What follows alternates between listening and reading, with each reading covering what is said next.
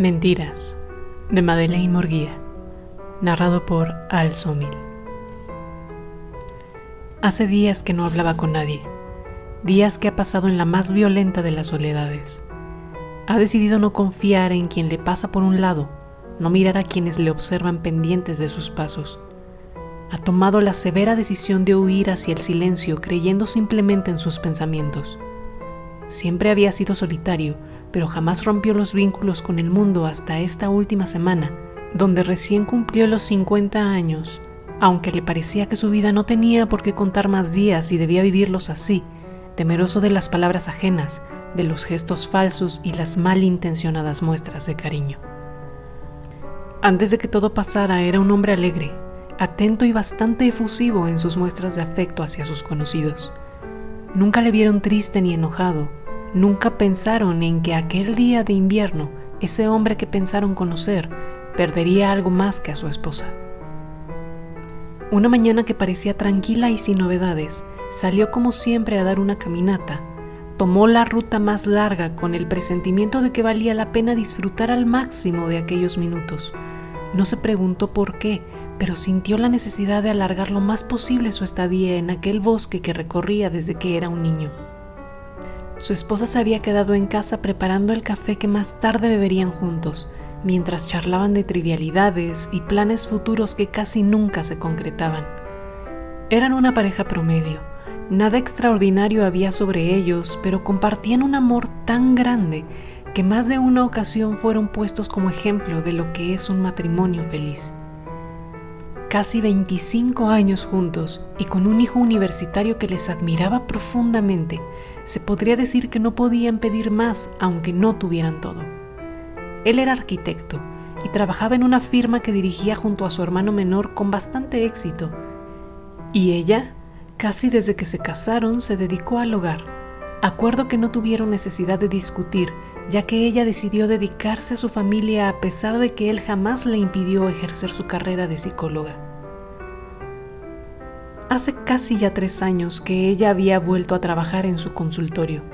No lo hacía a diario, tenía escasos 5 pacientes que veía 1 o 2 veces por semana, según lo requiriera el caso. Decía que le ayudaba a distraerse ahora que su hijo se había ido a estudiar fuera. Después de 2 horas de recorrido y envuelto en sudor, volvió a casa fatigado y con deseos de tomar un baño antes del café. Apenas dio la vuelta a la esquina de su calle y ahí estaba ella, recostada en una camilla que era dirigida por 2 paramédicos. Corrió tan rápido hacia ella que no reparó en la escena policíaca que enmarcaba su casa. No podía pensar, su mujer bañada en sangre era lo único que llenaba su mente. Un policía le tomó del brazo y le pidió que se calmara. Debían hablar con él antes de dejarlo en el hospital al que llevarían a su esposa. No lograba permanecer tranquilo, no entendía nada y no quería saber nada que no fuera que ella estaría bien. El policía le hacía preguntas extrañas, cosas que no lograba entender y que parecían no importarle. Hablaron de un sujeto aparentemente detenido en la escena, un hombre de unos 30 años. Le preguntaron si lo conocía y él no logró ubicarlo. Cuando estuvo más tranquilo, le explicaron lo que suponían había ocurrido. Este hombre entró a la casa, aparentemente sin forzar la entrada. Después de una supuesta discusión en la sala que permanecía hecha un lío, el hombre había disparado 3 veces al cuerpo de la mujer. Al escuchar aquella narración siniestra, el mundo se le derrumbó.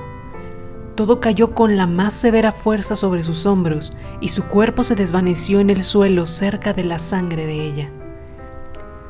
Cuando recobró la conciencia, estaba recostado en el sofá y era atendido por un joven paramédico.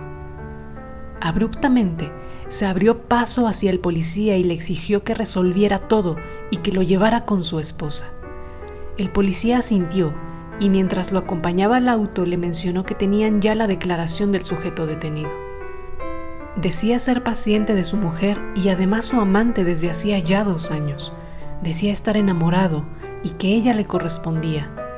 Mencionó que tenían planes de fugarse, pero que repentinamente ella había dado marcha atrás al plan y que eso lo había puesto así, que había venido por ella y que si no se iba con él, la mataría y se suicidaría enseguida.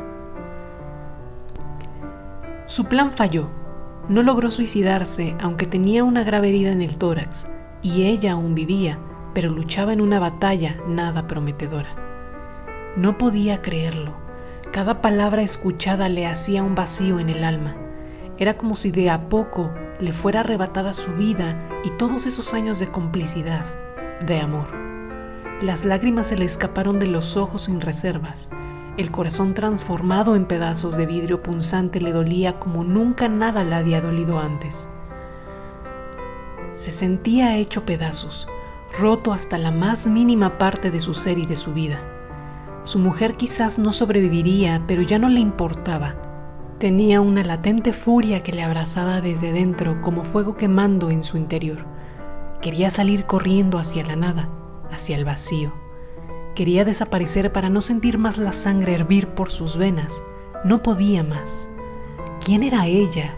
¿Quién había sido estos 2 años? ¿Por qué había decidido jugar en esta farsa?